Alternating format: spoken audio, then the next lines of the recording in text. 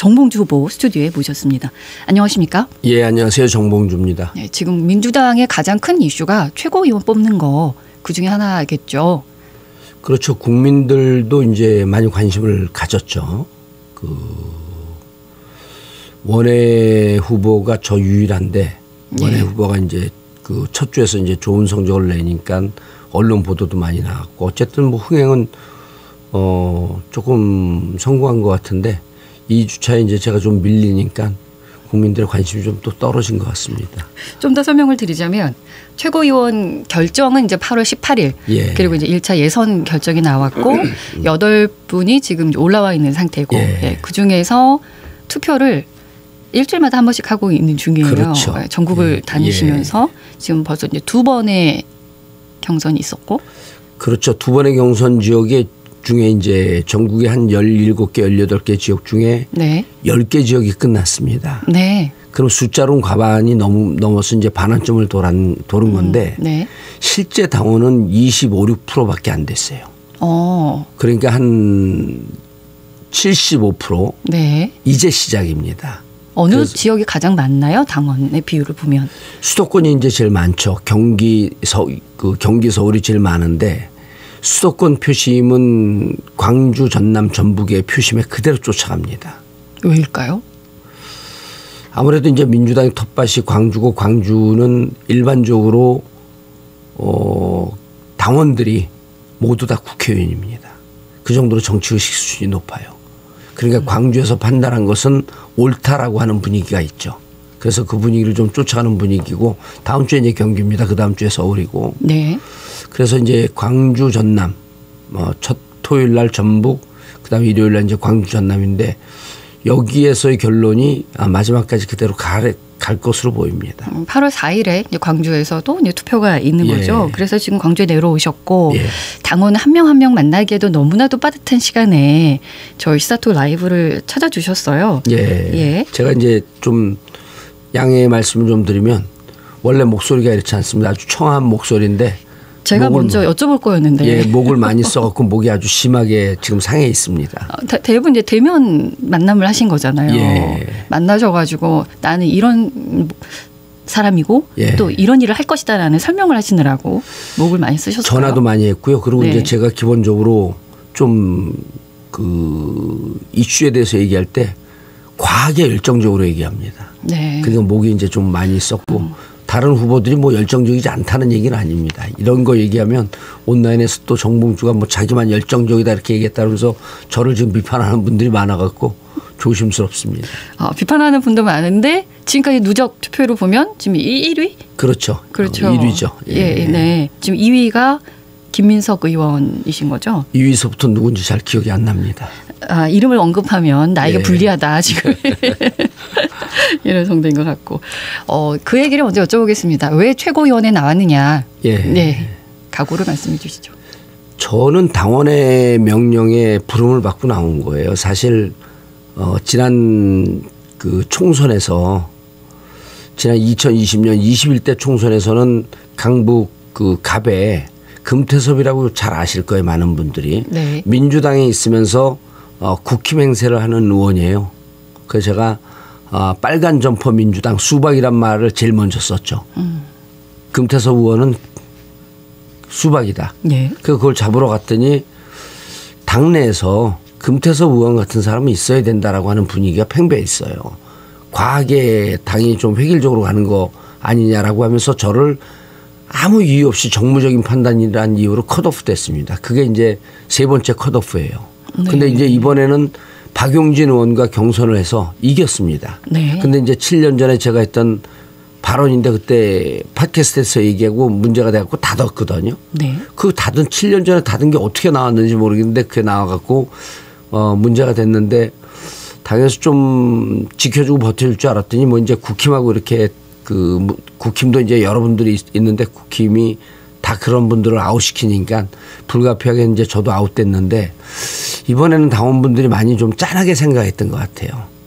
BBK 때문에 싸우다가 이명박과 싸우다가 혼자 감옥 갔다 온 투쟁의 역사, 희생의 역사를 알고 있는데 이번에 정봉주 16년 만에 국회의원 되리라고 기대한 분들이 많았거든요. 근데 이제 국회의원도 못 됐는데 최고위원이 있으니까 당신이 갖고 있는 전투력을 좀 보여라.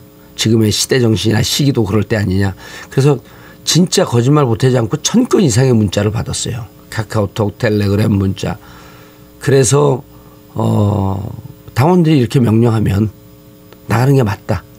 그래서 최고위원회 출마를 결심하게 된 겁니다. 당원이 원하기 때문에 나왔다. 예, 당원의 명령입니다. 원하는 정도가 아니라 강하게 명령했습니다. 명령을 했을 때는 가서 뭘 하십시오라는 구체적인 내용이 있었을 텐데요. 간단하죠. 일단 정봉주는 좀 이제 조국혁신당이 총선 때 쇄빙선이 되겠다 그랬잖아요. 조국혁신당 쇄빙선으로서 역할이 좋지만 조국혁신당에 계신 분들 다 친하고 좋은 분들이지만 정봉주 혼자의 쇄빙선 역할이 훨씬 더 셉니다. 그러니까 민주당 내의 쇄빙선 역할을 좀 하라라고 하는 게 국민들의 요구였었고 명령이었고요. 이거 171명, 175명 국회의원이 당선이 됐고 국민들의 사랑이 없으면 이렇게 전폭적으로 안 되거든요. 2020년은 이제 코로나 정국이라고 하는 아주 역사상 독특한 정국이었고 이번에는 그러지 않은 일상적인 정국인데 192명, 친야 성향이 192명이 됐을 때는 총선 압승이라고 쓰고 윤석열 탄핵이라고 읽습니다. 네. 그러니까 국민들은 이미 심정적으로 마음적으로 정치적 탄핵을 했다. 그럼 국회에서 제도적으로 탄핵 절차를 진행을 해라. 라고 명령을 하고 있는데 민주당 내에서 역풍분다라고 우려하는 분들이 좀 계셨죠. 네. 지금도 뭐 계십니다만 그분들을 비판하는 건 아닙니다. 다양한 목소리가 있어야 되겠죠. 정봉주 정도의 전투력과 돌파력을 갖고 들어가면 국민이 원하고 당원들이 원하는 탄핵이라고 하는 이슈 아젠다를 국민적 아젠다로 만들 수 있겠다. 그런데 제가 7월 2일 날 출마하면서 딱 3줄 선포를 했습니다. 여기 있는데요. 예. 캐치프레이즈. 캐치프레이즈죠. 지금은 싸워야 할 때. 예. 그리고 윤석열 대통령은 답이 없다. 탄핵을 시켜야 된다. 예. 캐치프레이즈 치고는 조금 길어요.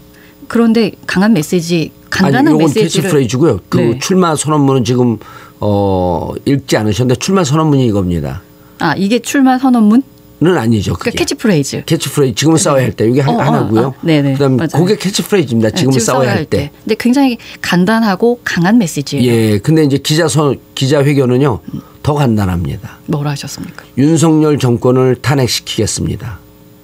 윤석열 정권을 끝장내겠습니다. 당원과 끝까지 함께하겠습니다. 이게 3줄 선전포고고 그게 기자회견 전문입니다. 네. 그 기자들 놀랬죠. 왜 이렇게 짧게 하냐고. 그게 읽지도 않고 쓰지도 않는 걸 뭘 이렇게 길게 하냐. 그래서 거기서 탄핵을 얘기했어요. 7월 2일입니다. 그러자마자 의원들이 엄청 반발을 했어요. 왜 이렇게 탄핵을 얘기해서 당이 위기에 처하게 하냐. 그런데 지금 최고위원 후보 7명이 다 탄핵을 얘기합니다. 네.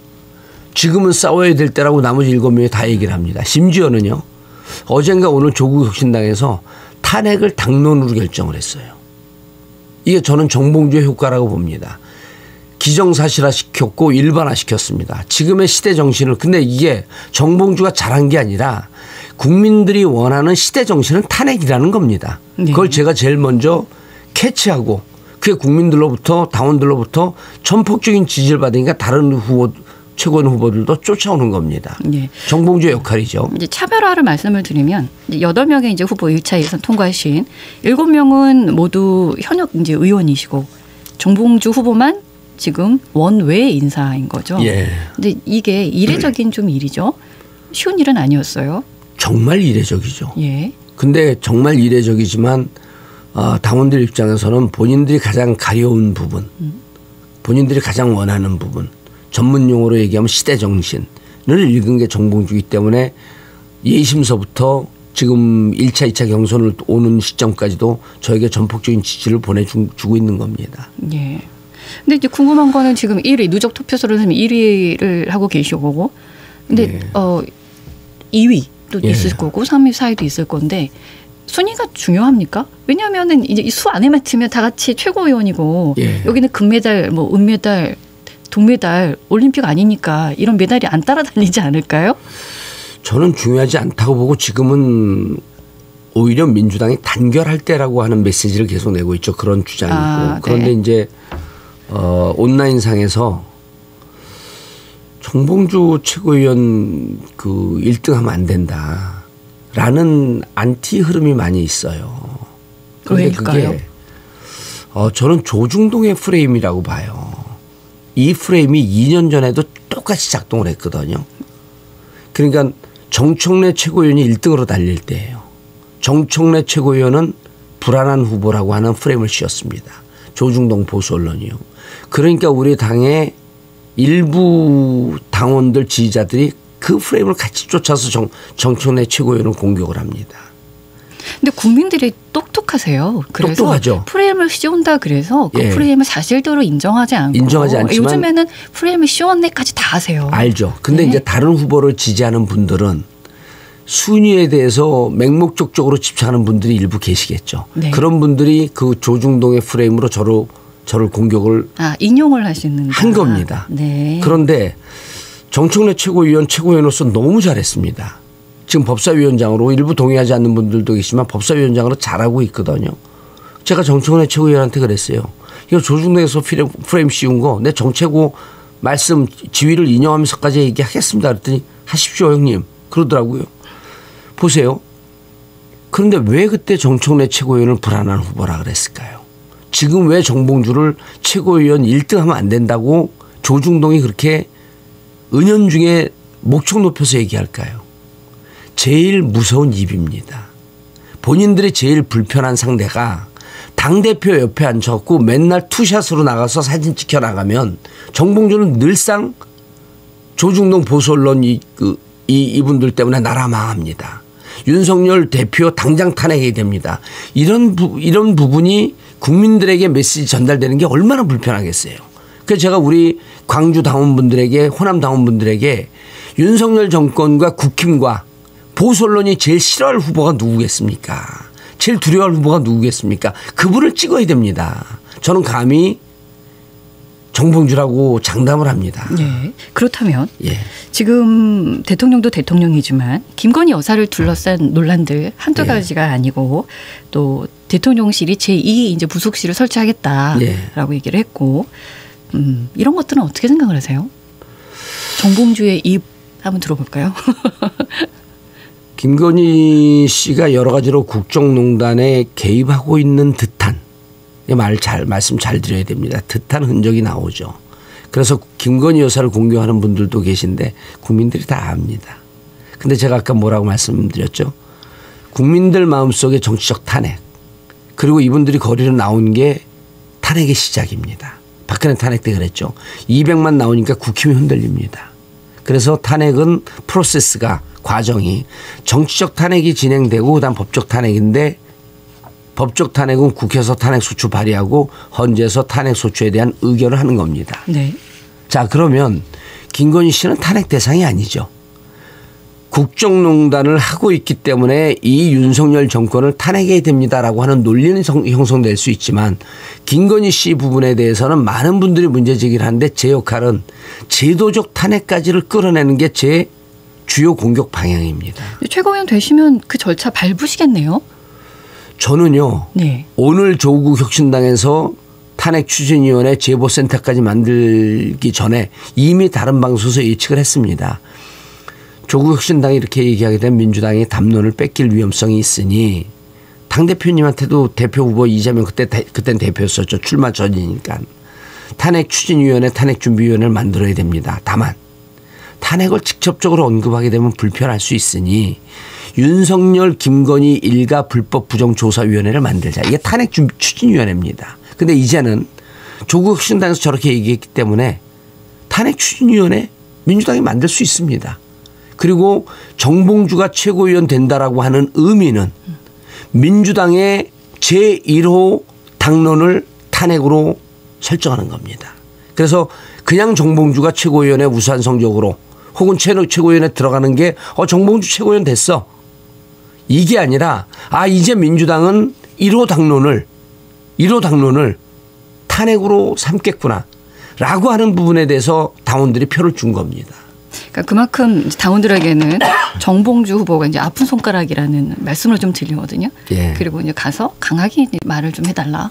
이거를 정치로 표현해달라. 이런 말씀이 준 저는 것 같고. 투쟁은 말로 하는 게 아니고 말은 액션을 그러니까 행동을 이끄는 견인차 역할을 하는 거거든요. 네. 말을 통해서 국민들 의식의 그 공감을 끌어내고요. 네. 그리고 앞장서서 제도적으로 실질적으로 돌파하는 돌파력이 있어야 됩니다. 그러니까 방송을 통해서 제가 국힘을 싸우고 국힘을 무너뜨리는 것에 박수를 보내고 시원하게 생각하는 분들이 있지만 그분들의 기대는 거기서 끝나지 않습니다. 실제로 나가서 당신이 이걸 뚫고 나가는 돌파력 추진력을 보여달라는 거거든요. 그것까지 해야지 탄핵이 완성입니다. 행동을 하시겠다는 그리고 말씀이시고. 그 행동은 이미 이명박 대통령을 2019년에 그 감옥으로 보냈던 그때 검증이 됐습니다. 제가 2011년에 미리 이명박 대통령과 1대1로 혈혈단신으로 싸우다가 그때도 보면 이 의원들 한 20, 30명 같이 싸웁니다. 처음에는. 네. 나중에 감옥 가야 되는 상황이 조성이 되니까 돌아보니 저 혼자밖에 없어요. 네. 그리고 당원들은 아는 거죠 이거를. 근데 정봉주는 추진력과 돌파력이 검증이 됐다. 예, 알겠습니다. 이재명 후보가 지금 90% 넘게 득표를 하고 있는 상황이고요. 예. 최고위원도 후보들을 보면 이제 전부 다 친명 일색이다 이런 비판도 나오고 예. 있습니다. 어떻게 생각하십니까? 지금 민주당의 상황을 보면 그런 질문과 그런 말씀을 하는 게 좀 무색해지죠. 뭐냐면 민주당은 정상적인 평시 상황이 아니에요. 전시 상황인가요? 전시 상황이죠. 일주일에 당대표가 4번씩 재판을 갑니다.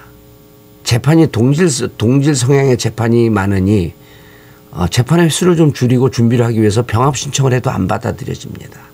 그러니까 과거 광주에 많은 분들이 기억하고 있는 게 전두환 독재 정권이 김대중 대통령을 가택연금을 시켜놓습니다. 지금 이재명 대표는요. 법정연금이 된 겁니다. 이러고 어떻게 활동을 합니까? 400회가 가까운 압수수색을 하고 재판을 일주일에 4번 받고 법정연금이죠. 그럼 민주당 당원들은 어떻게 합니까? 이 법정연금 상태를 함께 손을 잡고 깨자 돌파하자라고 하는 것은 철저하게 이재명 대표에게 지지를 보내는 수밖에 없는 겁니다. 예를 들었고요. 이재명 대표가 재판도 안 받아요. 그리고 아무런 이런 그 심각한 검찰 탄압이 없어요. 그럼 누가 이렇게 일방적으로 지지를 보낼 수 있을까요? 저는 물론 그 상황은 가정이지만 그럴 때도 지지를 받긴 하겠지만 유력한 대권 후보로 지금 상황은 이재명 대표를 법정연금을 한 상태다. 그럼 이 법정연금을 하면 지지 국민은 어떻게 해야 됩니까? 똘똘 뭉쳐서 손을 잡고 깨야죠 이거를. 전시 상황은 정말 무조건 명령 체제로 움직여야 잘 싸울 수 있거든요. 그런 환경이 만들어졌다는 말씀이시고. 검찰의 탄압이 우리를 1.1획도 흔들림 없는 단일 대우로 만들어준 겁니다. 앞으로의 그럼 새 지도부의 민주당 예. 어떻게 달라져야 할까 아니면 지금 이들의 모습으로 그대로 가야 되는 게 맞을까요? 야당은 정치적 교본에 보게 되면 야당은 항상 세 가지를 하기로 되어 있습니다. 투쟁과 혁신과 비전 제시입니다. 네. 지금 민주당은 민생 문제를 갖고 비전 제시를 잘하고 있죠. 혁신의 문제도 이번에 당원 주권주의를 선포를 했고 당원들이 뽑는 전당대회가 됐습니다. 네. 그래서 정봉주가 여기까지 온 거고요. 혁신이 이루어지고 있죠. 그런데 투쟁 부분은 조금 미진합니다. 그래서 아마 정봉주를 필요로 하는 거고 그래서 지금 이제 민주당은 혁신과 비전 제시는 잘하고 있는데 투쟁 부분 조금 부족하니까 제가 들어가서 각자 최고위원들 각자 의원들이 정확한 자기 업무 분장을 통해서 역할 분담을 하면 됩니다. 네. 저는 싸울 것이고 누군가는 혁신할 것이고 누군가는 비전 제시를 할 겁니다. 정봉주의 롤, 정봉주의 업무 분장은 이 정권을 끝낸 그 잿더미 위에서 새로운 정보를 수립하는 혁신과 비전은 또 다른 사람의 역할입니다. 알겠습니다. 그런데 예. 혁신과 비전은 투쟁을 통해서 전쟁을 완수한 이후에 이루어지는 겁니다. 그래서 지금은 제1의 롤과 미션은 정봉주에 있기 때문에 정봉주를 떨어뜨리거나 혹은 저 꼬레비에 앉혀놓으면 제일 웃을 사람이 누굽니까? 윤석열과 국힘이죠.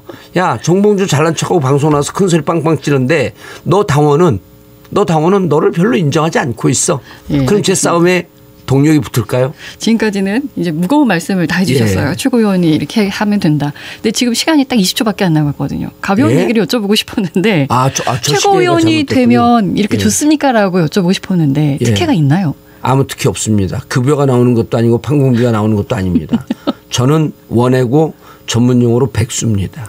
그런 자세로 지금 뛰고 계시고. 예. 알겠습니다. 지금까지 민주당 전당대회 최고위원에 출마하신 정봉주 후보와 함께했습니다. 예, 감사합니다. 언제 어디서나 내 손 안의 뉴스. 광주 MBC 뉴스 유튜브 구독으로 함께하세요.